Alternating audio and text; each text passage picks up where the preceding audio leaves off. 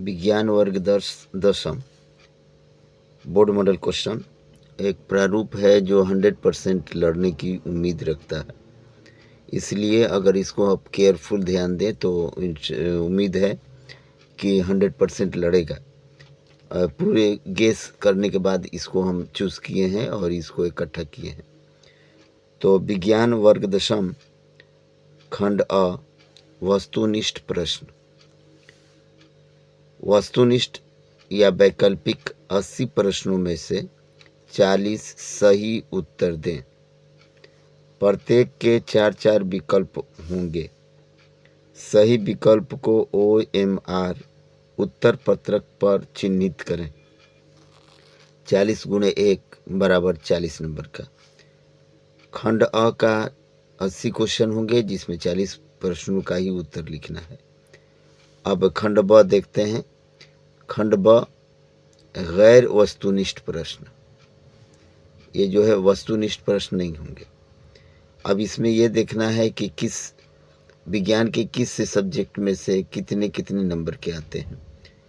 भौतिक शास्त्र 14 अंक आते हैं, 14 नंबर के आते हैं। गौर करेंगे कि कहाँ कहाँ से कितने कितने नंबर के आते हैं।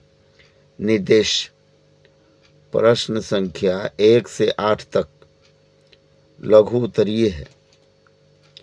इनमें से किन्हीं 4 प्रश्नों के उत्तर दें। प्रत्येक प्रश्न के लिए 2 अंक निर्धारित किए गए हैं। इस वजह से 4 × 2 = 8 नंबर का। तो अभी 14 नंबर का है, 8 नंबर का जस्ट है। तो क्वेश्चन देखेंगे, एकदम बोर्ड मॉडल 100% आने वाली क्वेश्चन है। नंबर 1, 2 मीटर फोकस दूरी वाले किसी अवतल लेंस की क्षमता ज्ञात करें। उत्तर P = 1/f = 1/-2 मीटर। ध्यान रखेंगे, अगर उत्तल होता तो माइनस नहीं होता, उत्तल है, अवतल है, इसलिए माइनस है। तो 1 में 2 से भागा देंगे तो -0.5 D डायऑप्टर। क्वेश्चन नंबर 2, एम्पियर की परिभाषा दें। उत्तर एम्पियर वह विद्युत धारा होती है जो कि वायु अथवा निर्वात में 1 मीटर की दूरी पर स्थित 2 लंबे समांतर तथा सीधे चालक तारों में प्रवाहित होने पर प्रत्येक तार की प्रति मीटर लंबाई पर 2 × 10⁻⁷ न्यूटन का बल उत्पन्न करती है। इसे A से प्रदर्शित करते हैं। यह एम्पियर कहलाता है। अगला क्वेश्चन नंबर 3, सरल सूक्ष्मदर्शी क्या है? इसका एक किरण आरेख खींचिए। उत्तर जब उत्तल लेंस की फोकस के अंदर किसी वस्तु को रखा जाए तो वस्तु का सीधा और बड़ा प्रतिबिंब बनता है। अतः इसे उत्तल लेंस, मैग्नीफाइंग ग्लास या सरल सूक्ष्मदर्शी कहा जाता है। अब इसको फिगर के अनुसार देखेंगे। ये आँख का चित्र है और ये जो है OA और A' है और ये B' है और A है, B है, AB, A', B', F focus दूरी दिया गया है। ये जो है उत्तल दर्पण है, उत्तल लेंस है, उसको बनाया गया। ये किरण आरेख जो कि क्वेश्चन दिया गया है कि एक किरण आरेख खींचे, तो किरण आरेख खींच दिया गया। अगला क्वेश्चन देखते हैं। प्रकाश के अपवर्तन के नियम क्या हैं? तो उत्तर देखेंगे, प्रकाश किरणें समांगी से गुजरती हुई जब किसी दूसरे माध्यम की सतह पर पड़ती है तब प्रकाश का कुछ अंश पहले माध्यम में वापस लौट जाता है। इस घटना को प्रकाश का परावर्तन कहते हैं। अब प्रकाश का परावर्तन के नियम देखते हैं। नियम नंबर 1, आपतित किरण परावर्तित किरण और आपतन बिंदु पर खींचा गया लंब या अभिलंब तीनों एक ही समतल में होते हैं। पहला रूल है। दूसरा, आपतन कोण परावर्तन कोण बराबर होते हैं। इस फिगर के अनुसार देखेंगे, परावर्तित किरणें हैं और आपतित किरण है। ये आपतन कोण है और ये परावर्तन कोण है, और ये सीधे जो है ये अभिलंब है, MOS। ये समतल है, इसी के ऊपर किरणें आती और जाती है टकरा के वापस। तो ये परावर्तन के नियम है। अब देख लिए हम लोग कि 4 क्वेश्चन है, चारों क्वेश्चन हो गया। दो नंबर का 2 चौके 8 नंबर हो गए। अब देखते हैं अगला क्वेश्चन। निर्देश प्रश्न संख्या 9 से 9 एवं 10 दीर्घ उत्तरीय है। इनमें से किसी एक प्रश्न के उत्तर दें। प्रत्येक प्रश्न के लिए 6 अंक निर्धारित हैं। तो यहाँ हम पहले देख चुके हैं, 2 चौके 8 नंबर और 6 नंबर 14 नंबर हो गया। जबकि हम जानते हैं या हम लोगों को पता है कि भौतिक शास्त्र से 14 अंक के ही क्वेश्चन आते हैं। तो क्वेश्चन क्या है, VVI और वेरी इंपॉर्टेंट क्वेश्चन आने की जो 100% उम्मीद है।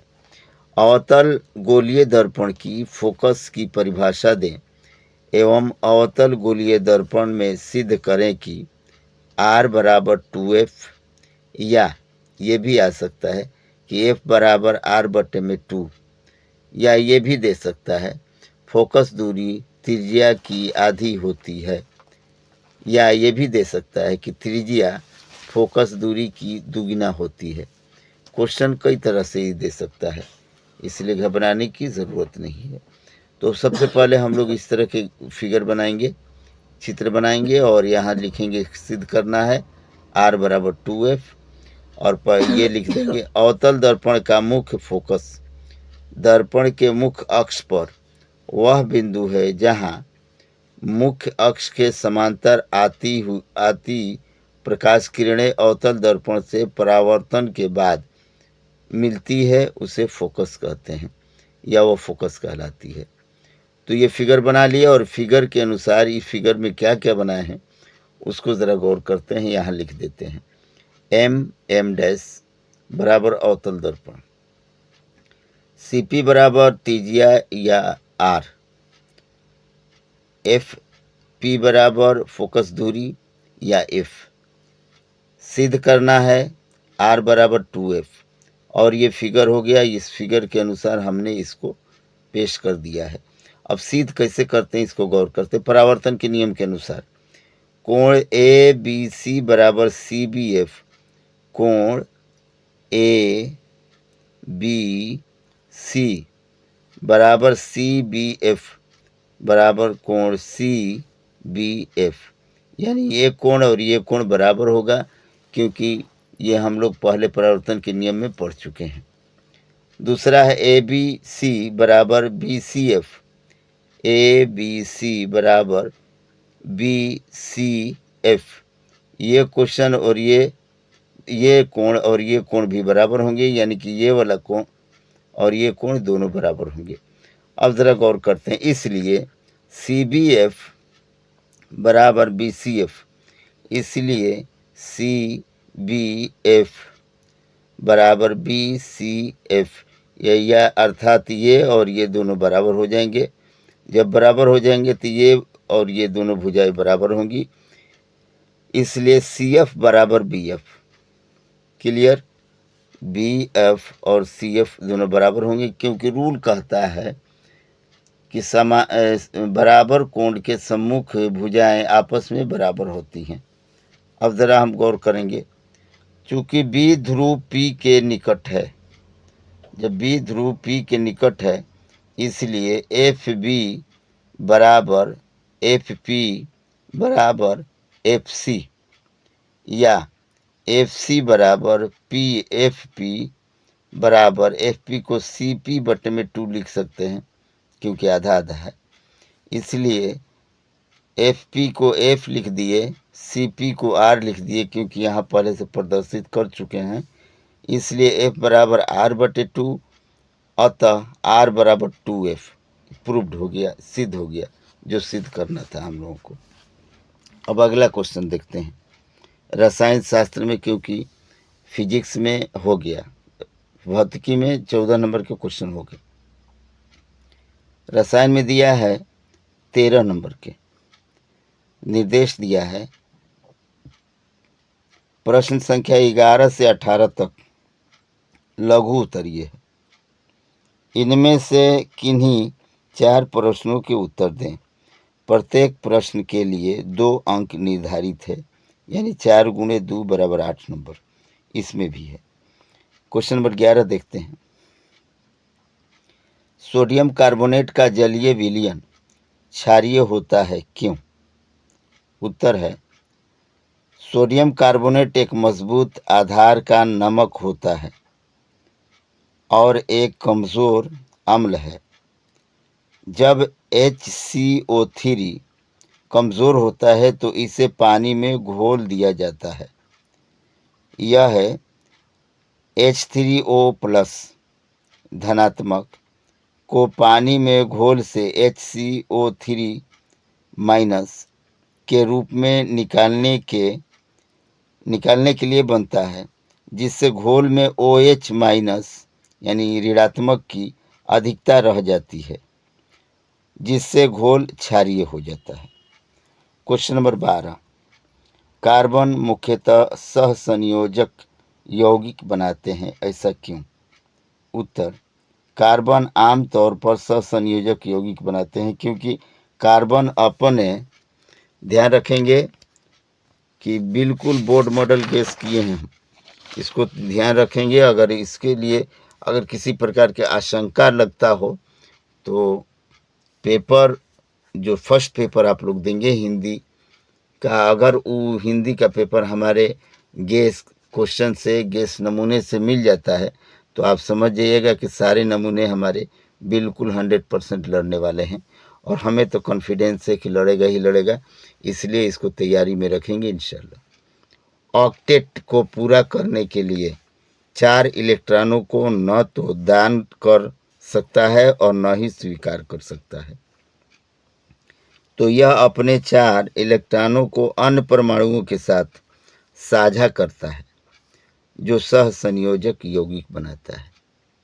अगला क्वेश्चन है, एनोडीकरण क्या है? उत्तर, एनोडीकरण एक प्रक्रिया है जिसमें विद्युत धारा का उपयोग करके किसी धातु के सतह पर स्थित प्राकृतिक ऑक्साइड के स्तर को और मोटा किया जा सकता है या किया जाता है। Question number 14। ब्लीचिंग पाउडर से क्लोरीन विस्थापित करने वाली 2 अभिक्रियाओं का समीकरण देते हुए उल्लेख करें। उत्तर, नंबर 1, क्योंकि ये बोला हुआ है कि 2 अभिक्रिया। आर्द्र कार्बन डाइऑक्साइड का प्रभाव। ब्लीचिंग पाउडर अत्यंत अस्थायी यौगिक है तथा वायुमंडल में CO2 एवं आर्द्रता ग्रहण करके क्लोरीन गैस बनाता है। तो अब गौर करेंगे, CaOCl plus CO2 plus CaCO3 plus Cl2 दूसरा पॉइंट है। दूसरा है अम्ल का प्रभाव। ब्लीचिंग पाउडर तनु HCl के साथ अभिक्रिया करके क्लोरीन देता है, जैसे CaOCl प्लस 2HCl एरो का चिन्ह, CaCl2 plus H2O plus Cl2। ये हो गया क्वेश्चन 8 नंबर का। 4 क्वेश्चन हुए 8 नंबर का। अब अगला जो है एक क्वेश्चन है जो दीर्घ उत्तरीय है, अर्थात निर्देश देखते हैं।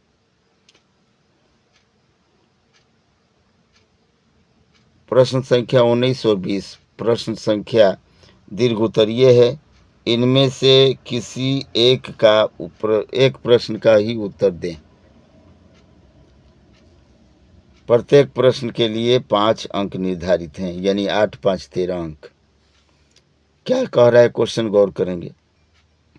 प्रयोगशाला में मीथेन गैस बनाने की विधि एवं क्लोरीन गैस के साथ इसकी रासायनिक अभिक्रिया को लिखें। एकदम बोर्ड मॉडल क्वेश्चन है, इसमें कोई शक नहीं, इसलिए इसको कंफर्म रखेंगे। तो उत्तर देखते हैं। प्रयोगशाला में पहले फिगर देख लेते हैं। फिगर टोटल इसी तरह बनेगा। ये जो CH4 है, ये सोडियम एसीटेट और सोडा लाइम है, H2O है। इस तरह के ये स्टैंड है, ये ज्वालक है, और ये बेसिन है, ये बीकर है, ये भी बीकर है। तो इस तरह के फिगर बना देंगे। फिगर बनाने के बाद लिखेंगे कि प्रयोगशाला में मीथेन गैस बनाने के लिए एक कड़े कांच की परखनली में सोडियम एसीटेट तथा सोडा लाइम के मिश्रण डाल देते हैं। चित्रानुसार उपकरण सजाकर गर्म करने पर CH4 गैस बनती है, जिसे जल विस्थापन द्वारा जमा किया जाता है। क्लोरीन के साथ अभिक्रिया ये तो हो गया। इस फिगर के अनुसार मैंने बता दिया कि किस प्रकार से हम लोग मीथेन गैस बना सकते हैं। और क्वेश्चन ये भी था कि क्लोरीन के साथ क्या अभिक्रिया करता है। तो गौर करेंगे, क्लोरीन के साथ अभिक्रिया क्या होता है। मीथेन और क्लोरीन के मिश्रण को सूर्य के विसरित प्रकाश में रख देने पर ये दोनों अभिक्रिया करते हैं। इसमें मीथेन के चारों ओर हाइड्रोजन परमाणु बारी बारी क्लोरीन परमाणु द्वारा विस्थापित हो जाता है। अब गौर करेंगे कि कैसे होता है। इसको समीकरण के द्वारा दर्शा देते हैं। ये होगा समीकरण, CH4 + Cl2 sunlight, CH3Cl + HCl methyl chloride बनता है। ये मेथिल क्लोराइड बनता है। CH3Cl + Cl2 सनलाइट यानी Surya Prakash, CH3Cl2 HCl methyl dichloride बनता है।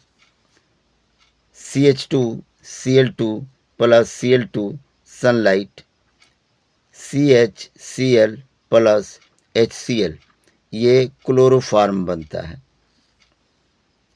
आगे देखते हैं, CH3 + Cl2 sunlight, CCl4 + HCl carbon tetrachloride.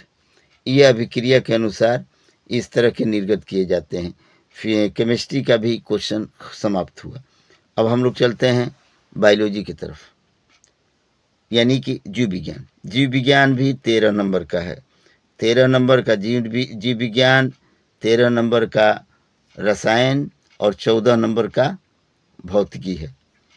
तो 13 नंबर में देखते हैं, 21 से 28 तक लघु उत्तरीय, इनमें से किन्हीं 4 प्रश्नों के उत्तर दें।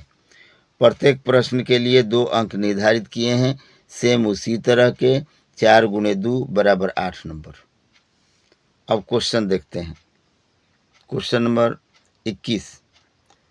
क्वेश्चन कह रहा है, रक्त और लसिका में अंतर ज्ञात करें या अंतर बताएं। कन्फर्म एकदम बोर्ड मॉडल क्वेश्चन है, ध्यान रखिएगा। उत्तर, रक्त और लसिका में अंतर। आधार है रुधिर या रक्त भी कहते हैं, रुधिर भी कह सकता है, और लसिका। गौर करेंगे, रंग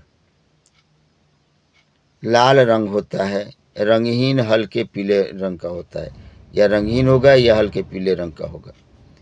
कार्य में श्वसन वर्णक ऑक्सीजन, कार्बन डाइऑक्साइड और वर्ज्य पदार्थ होते हैं। इसमें क्या है, ये शरीर की कोशिकाओं को नहलाता है। कणिकाएं देखते हैं। कणिकाएं, इनमें लाल रक्त, श्वेत रक्त कोशिकाएं और रुधिर पट्टिकाएं होती हैं। इसमें कणिकाएं नहीं होती। हीमोग्लोबिन, इसमें हीमोग्लोबिन होता है और इसमें हीमोग्लोबिन नहीं होता है। अब अगला क्वेश्चन देखते हैं। प्रकाश संश्लेषण क्या है, इसकी रासायनिक अभिक्रिया समीकरण लिखें। उत्तर, पेड़ पौधे द्वारा कार्बन डाइऑक्साइड, जल एवं पर्णहरित के माध्यम से सूर्य के प्रकाश की उपस्थिति में ग्लूकोज का संश्लेषण करना प्रकाश संश्लेषण कहलाता है। प्रकाश संश्लेषण को एक संपूर्ण रासायनिक समीकरण के रूप में इस प्रकार व्यक्त करते हैं। 6CO2 प्लस 6H2O पर्णहरित सूर्य प्रकाश, तीर के ऊपर पर्णहरित, तीर के नीचे Surya Prakash, C6H12O6 plus 6O2, ये समीकरण हो गया प्रकाश संश्लेषण का। अगला क्वेश्चन है, लैंगिक और अलैंगिक जनन में अंतर बताएं। उत्तर, लैंगिक जनन, अलैंगिक जनन, अंतर कभी भी इसी प्रकार से लिखना होगा, चाहे आप अपने गेस गाइड में किसी तरह भी पढ़े हों, लेकिन अंतर हमेशा इसी प्रकार लिखना होगा। अगर इस प्रकार लिखते हैं आधार के अनुसार तो और ज़्यादा नंबर मिलने के इम्कान हैं। अब आगे देखते हैं अंतर लैंगिक जनन और अलैंगिक जनन। लैंगिक जनन, इसमें नर मादा भाग लेते हैं, जीवों की व्यष्टि भाग लेते हैं, शुक्राणु अंडाणु भाग लेते हैं। इसमें शुक्राणु अंडाणु भाग नहीं लेते। नर और मादा युग्मक यानी निषेचन होता है, इसमें निषेचन की ज़रूरत नहीं पड़ती। ये क्वेश्चन नंबर 23 था। अब अगला देखते हैं। अगला क्वेश्चन कह रहा है, मछली, मच्छर, केचुआ और मनुष्य के मुख्य श्वसन अंगों के नाम लिखें। मछली का श्वसन अंग गलफड़, मच्छर का श्वसन अंग ट्रकिया, केचुए का श्वसन अंग त्वचा, मनुष्य का श्वसन अंग फेफड़ा। अब ये रहा 4 गो, 4 दूनी के 8 नंबर के हो गए। अब अगला देखते हैं। प्रश्न संख्या 29 और 30 दीर्घ उत्तरीय है। इनमें से किसी एक प्रश्न के उत्तर दें। प्रत्येक प्रश्न के लिए 5 अंक निर्धारित हैं, यानी 8 और 5, 8 5 13 अंक का ये भी हो गया। अब गौर करते हैं। मानव पाचन तंत्र का नामांकित चित्र खींचे एवं भोजन की पाचन प्रक्रिया का वर्णन करें। तो नामांकित चित्र में देखिए, लार ग्रंथि, ग्रसनली, डायफ्राम, आमाशय, प्लीहा, अग्न्याशय, क्लोन, रेक्टम, अपेंडिस, छोटी आंत, यकृत, ट्रॉकिया, मुख। इस तरह की ये टोटल हो गई। फिगर के अनुसार इसमें लिख देना अनिवार्य है। आप याद रखेंगे कि कौन कौन अंग है। अब जरा गौर करेंगे कि कैसे लिखा जाएगा। मनुष्य में पाचन क्रिया मुख गुहा से प्रारंभ होता है तथा छोटी आंत में समाप्त होती है। मुख में दांत तथा जीभ, मुख में दांत तथा जीभ, मुख में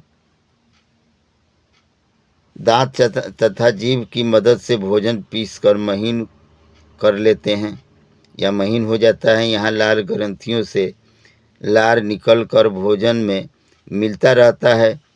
लार में उपस्थित टाइलिन एंजाइम भोजन के स्टार्च को माल्टोज में बदल देता है। इसके बाद भोजन ग्रासनली से होता हुआ आमाशय में आ जाता है। आमाशय के भीतरी सतह पर जठर ग्रंथियों से जठर रस का स्राव होता है। इस स्राव से मुख्यतः 3 प्रकार के पदार्थ पाए जाते हैं। HCl2, हाइड्रोक्लोरिक अम्ल, पेप्सिन और रेनिल। हाइड्रोक्लोरिक अम्ल जो है वो एंजाइम की क्रिया को तीव्र करने तथा भोजन के साथ आने वाले बैक्टीरिया को नष्ट करता है। पेप्सिन भोजन में प्रोटीन को खंडित करके पेप्टोन में बदल देता है। रेनिन दूध को फाड़ने का काम करता है। आमाशय में प्रोटीन के अलावा वसा का भी पाचन होता है।